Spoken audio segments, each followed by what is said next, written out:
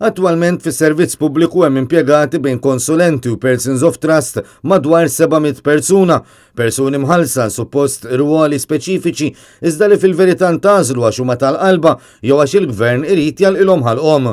Il-Gazzetta Il-Mument irrapportat li fosthom hemm ukoll dawk li qed jingħataw l-eluf tal-euro sempliċiment għax il-gvern xtrom u ma xtaqhomx jibqgħu jsemmaw il-ħsibijiet u l-opinjonijiet tagħhom fid-der.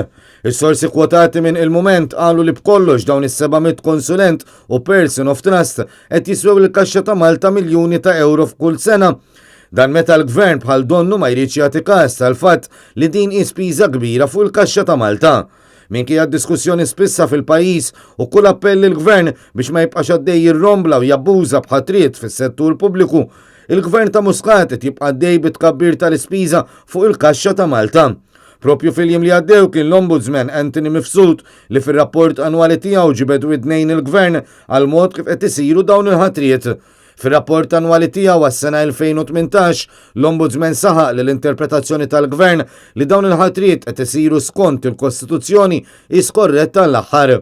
Anthony Mifsud kompla li l-Kostituzzjoni ma tabel l-ebda distinzjoni bejn impjieg full-time u dak part-time fih dan l-amministrazzjoni pubblika u għalhekk għandu riservi kemm dawn huma legali. L-Ombudsman jagħmilha ċara li din il-kwistjoni tista' tkun riżolta biss mill-Qorti Kostituzzjonali.